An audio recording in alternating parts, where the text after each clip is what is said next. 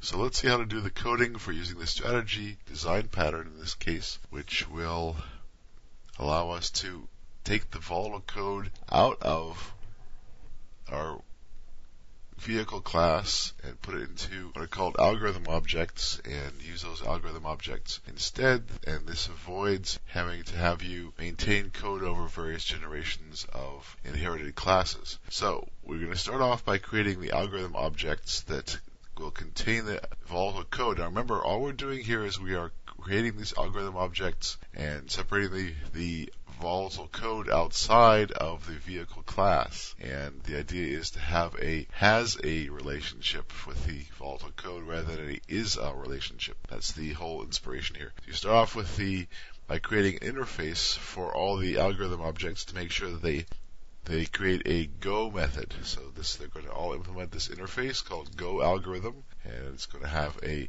go method inside it. For example, we can have a algorithm called go by driving algorithm.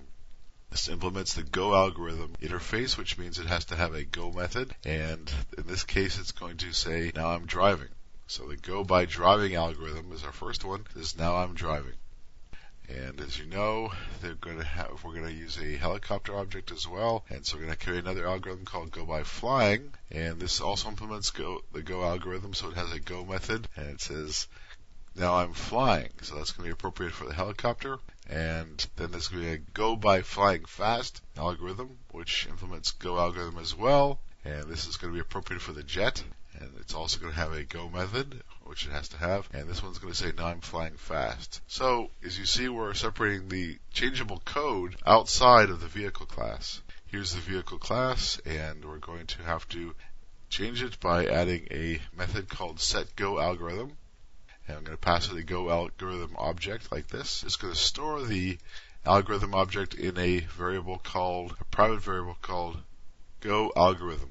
Okay, so when the vehicle is created, the vehicle object is created, we're going to store the algorithm object inside this private variable called go algorithm. Currently, the vehicle class has a very unchangeable go method that just says now I'm driving. That's going to have to change as well in order to use our algorithms, and so you're going to rewrite the go method in order to use the go algorithm's go method. So you see what happens is when you create a vehicle, you're going to pass the go algorithm, to this setGoAlgorithm method, and then we're going to say store the algorithm in this go algorithm object, this go algorithm variable, and then when the code executes the vehicle object's go method, we're going to use the go algorithm's go method, in fact. Okay, so now we have to create our different vehicles. This is the street racer, and when you create the street racer, it extends the vehicle class, and so you can use the setGoAlgorithm method. You say setGoAlgorithm, and this is in the constructor notice. setGoAlgorithm new go by driving algorithm. So this is going to be able to print out now I'm driving. Same thing for the Formula One racer. Also extends vehicle and has a public constructor, and you call the vehicle class's setGoAlgorithm method here, and you create a new go by driving algorithm object. The helicopter class also extends vehicle, has a public constructor, and we'll call the vehicle class's setGoAlgorithm method, but in this case it's going to create a new go by flying algorithm object. It's going to print out now I'm flying.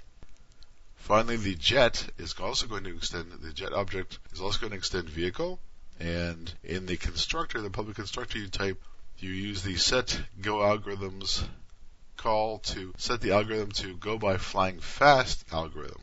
This will print out now I'm flying fast for jets. So as you see, the idea is you can customize each class, helicopter, jet, street racer, and so forth, by using a different algorithm when you create the object. This allows you to separate out the changeable code from using that changeable code over generations of inheritance to using external algorithm objects. That is the strategy design pattern at work, and next we're going to see our code actually executing and confirm that it does what we want it to do.